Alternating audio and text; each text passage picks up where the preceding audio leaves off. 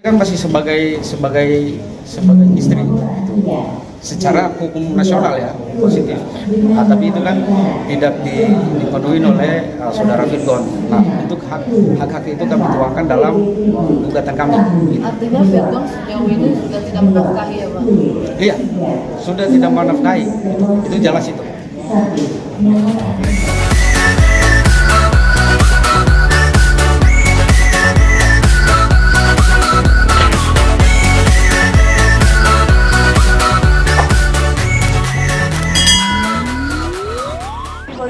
Ya, oke. Hari ini kita sidang dengan agenda pembacaan gugatan. Tadi kita sudah menyampaikan atau sudah membaca gugatan yang dihadiri oleh kuasa hukum dan juga pembacaan gugatan sudah selesai dan agenda sidang selanjutnya adalah jawaban dari pihak tergugat. Kalau tadi ada beberapa gugatan dan mungkin ada yang bisa di-spill apa aja sih gugatan yang dibahas tadi? Kalau pembacaan gugatan itu ada beberapa hal yang kita tuntut terkait dengan hak asuh anak, terus terkait dengan harta bersama, nafkah ida, terus tentang hak royalti juga kita ajukan untuk dalam sengketa terkait dengan harta bersama. Berikut dengan kendaraan, harta bersama itu ada kendaraan, ada rumah, tanah dan lain-lain. Total ada berapa poin? Apa? Total ada berapa poin petitum yang disampaikan? Petitum tadi sih kita sampaikan cukup banyak ya, cukup banyak. Tadi sih majelis hakim menyampaikan untuk coba untuk dimediasi lagi, tapi kan memang para pihak kan udah deadlock waktu sidang minggu kemarin, jadi memang tidak ada ruang lagi untuk bermediasi, lalu masuk ke agenda jawaban minggu depan. Mau permintaan apa aja sih yang disampaikan Binara buat Virgon gitu? Apa aja yang diminta? Iya, ada yang tadi saya sampaikan sih harta bersama terkait dengan hak asuh anak. Kita minta untuk hak asuh anak itu sepenuhnya klien kita gitu, Binara. Terus terkait dengan harta bersama juga kita masukkan dalam tuntutan kami, nafkah ida, terus nafkah wanita gitu, itu sama nafkah untuk anak setelah perceraian itu. Kalau itu sih itu sudah masuk pokok perkara lah ya. Kita tidak bisa untuk menyampaikan terlalu dini, terlalu prematur kita menyampaikan itu. Tapi kan itu hak dari semua orang, dan seperti yang tadi dipertanyakan itu sebenarnya kan enggak gitu. Perempuan siapapun yang mengajukan gugatan dan terkait dengan hak asuh anak ataupun harta bersama itu adalah hak hukum dia gitu. Bukan hanya perempuan atau laki-laki, semuanya itu memiliki hak dan tidak ada undang-undang yang mengurangi hak-hak seorang wanita begitu. Jadi terkait dengan hak asuh anak kan sudah jelas tuh di kompilasi hukum Islam kan pasal 105 huruf A itu menyatakan kalau memang anak di bawah 12 tahun itu sepenuhnya adalah hak asuh anak itu jatuh kepada ibunya.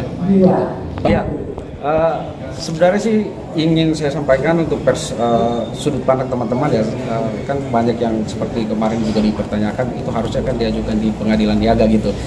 Jadi ini sih baru pertama di Indonesia sih gitu. Dalam sengketa artis atau penyanyi juga yang ada di Indonesia belum menyampaikan itu, dan ini pertama di Indonesia. Bahwa kita ketahui dalam hak cipta itu kan, dalam undang-undang hak cipta itu kan hak eksklusif. Hak eksklusif itu terdiri dari hak moral dan hak ekonomi. Nah, hak moral itu memang melekat secara abadi kepada penciptanya. Itu nggak bisa kita gabungkan dalam gugatan ini. Tapi hak ekonomi ini adalah bagian daripada harta bersama, karena kita tahu definisi dari hak ekonomi itu sendiri kan dia benda bergerak tidak berwujud. Benda bergerak tidak berwujud itu didefinisikan dalam pasal 16 Undang-Undang Hak Cipta. Nah, benda bergerak tidak berwujud ini kan memiliki nilai dan royalti yang kita ajukan itu adalah lagu-lagu yang diciptakan pada saat perkawinan berlangsung gitu. Ini pertama kali di Indonesia sih sebenarnya. Jadi teman-teman juga harus mengetahui itu, karena hak ekonomi atau hak royalti itu bisa beralih sebenarnya, kecuali hak moral. Hak moral itu kan melekat secara abadi sampai dia meninggal pun baru diwariskan. Tapi kalau hak royalti itu memang dia bisa beralih dalam pasal 16 Undang-Undang Hak Cipta itu. Dia bisa beralih karena waris, bisa beralih karena wasiat, bisa beralih karena perjanjian, atau bisa beralih karena undang-undang menyatakan itu ataupun putusan pengadilan menyatakan untuk itu gitu. Jadi kami gugat royalti itu maksudnya petitum dalam gugatan kami terkait dengan royalti itu adalah terkait dengan hak ekonomi dalam undang-undang hak cipta. Jadi itu sah menurut hukum untuk kita ajukan itu. Jadi pandangan teman-teman harus diluruskan dulu. Kami bukan menggugat lagu itu adalah mengklaim untuk ciptaan kami, bukan, karena itu hak moral itu memang melekat secara abadi kepada penciptanya, tapi kami lebih fokus kepada hak royalti karena itu merupakan harta bersama juga gitu. Bang, tadi kan abang kemarin kan mediasi kan gagal bang digelar, terus kira-kira mungkin ada yang bisa disampaikan apa sih sebenarnya penyebab mediasi gagal bang kemarin bang dari Inara Firgon? Iya, kalau mediasi itu kan keinginan kedua belah pihak harus tercapai. Tapi kan kita lihat bahwa keinginan klien kami tidak diakomodir oleh pihak tergugat atau dari Firgon sendiri. Setelah dicoba dari majelis hakim maupun dari mediator, tapi memang keduanya itu tidak ada titik temu gitu. Jadi ya memang gagal begitu. Ada poin yang disorot nggak bang? Poin yang disorot sih untuk mediasi sih lebih fokus ke masalah pengasuhan anak ya. Gitu. Dari pihak Firgon ingin untuk menguasai mengasuh anak sepenuhnya dari klien kami juga sepenuhnya harus kepada klien kami gitu. Karena yang tadi saya bilang dalam kompilasi hukum Islam kan udah jelas anak 12 tahun itu sepenuhnya untuk gitu. Nah itu yang nggak ada titik temu gitu. Bang, tadi kan abang sebut soal nafkah Indah. Memangnya Indara minta berapa sih bang? Kalau itu nanti aja lah, itu nanti kita masuk ke pokok perkara aja lah ya. Gitu. Bang, penegasan aja tadi gugatannya 11 sampai 15 poin. Ya, itu poin-poin yang nggak bisa saya jabarin secara detail ya. Nanti itu masuk ke pokok perkara kurang lebih itu. Udah. Bang, pas kasus cerai ini mungkin kesiapan Inara sebagai single mother gimana sih bang? Atau bang sebagai pengacaranya?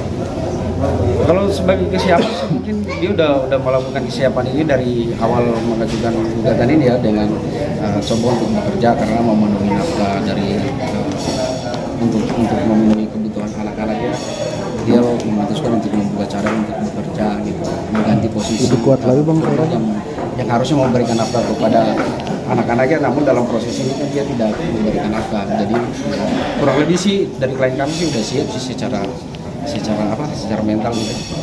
Kalau itu udah bukan substansinya lah ya, kita kan ngomong di sini masalah perkara gugatan ini. Kalau terkait dengan anak-anak hukum atau upaya bulian dari itu kan kemarin juga ditanggapi oleh klien kami bahwa dia tidak menanggapi bulian ataupun apapun sindiran yang disampaikan oleh pihak-pihak gitu. Jadi itu konteks kami untuk dijawab lagi. Kalau hadir sih memang ini karena udah masuk ke agenda gugatan. Kalau agenda gugatan itu kan tidak diwajibkan untuk dari pihak Firgon. Itu kan tidak diwajibkan karena sudah diberikan kuasa. Jadi kuasa ini kami lawyer lah yang mewakili memberi kuasa dari saudara Inara. Minggu depan Inara datang nggak? Kalau itu sih kita kurang tahu ya. Tapi dengan kesibukan yang ada sih paling dikuasakan dari kuasa hukum di sidang. Bang, tapi Inara sendiri meminta hak dari istri juga ada gitu. Ada tuntutan untuk istri, baik harta bersama, baik pun royalti tadi. Gimana kan gitu. Udah. Yang royalti itu tersebut nominalnya masih berapa bang? Kalau royalti itu mungkin udah masuk ke pokok perkara ya. Kasus ini Yang intinya sih kami menuntut sebagian dari royalti. Bang, jika nanti pihak Firgon nggak bisa memenuhi salah satu dari gugatannya Inara, kira-kira ada langkah lagi? konsekuensi. Iya, ada konsekuensi atau langkah nggak bisa kan nanti dari pihak Firgon nggak bisa memenuhi salah. Perintah dari pengadilan itu kan harus dijalankan oleh warga negara gitu. Gitu sih. Royalti tadi sampai kehabisan juga. Kalau royalti sih kita nggak menentukan untuk angkanya, tapi presentasinya lebih ke presentasinya gitu. Jadi kan royalti ke depannya kita nggak tahu nominalnya berapa. Jadi kami menyampaikan tuntutan kami dalam royalti itu presentasi yang didapat, lalu setelah dipotong pajak itu bersih presentasinya ke kami itu ada. Gitu. Berapa sih udah selama ini? Kalau selama ini enggak, ulang tahun Starla baru dalam bulan ini juga Firgon datang ketemu gitu. Jadi nggak ada batasan sebelum sidang ini dimulai itu nggak ada. Clear, ya? Ya, ada kami sampaikan untuk jaga jarak antara Firgon dengan anak, karena itu kan anak itu kan masuk dalam objek perkara juga gitu. Karena terjadi sengketa perebutan hak asuh anak dari pihak penggugat maupun tergugat. Jadi itu kan secara tidak langsung bahwa anak itu merupakan objek dalam perkara ini. Gitu. Berarti memang ada pembatasan dong bang? ada batasan jarak yang kami sampaikan dalam tuntutan kami. Bang, terkait surat perjanjian Virgon sama Inara yang mau menafkahi 40 juta itu, kata Inara kan sampai saat ini belum pernah terima ya dari Virgon. Seperti apa nih Bang? Ya kalau itu kan tadi saya sudah sampaikan bahwa memang hak yang seharusnya didapat sebelum hak yang seharusnya didapat sebelum putusan pengadilan berkekuatan hukum tetap atau ingkrah itu tidak dilaksanakan oleh Virgon sebagai seorang suami. Kan saat ini kan masih statusnya kan masih sebagai istri gitu.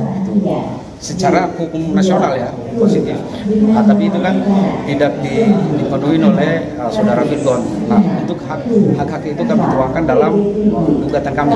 Gitu. Artinya Virgon sejauh ini sudah tidak menafkahi ya Bang? Iya, sudah tidak menafkahi.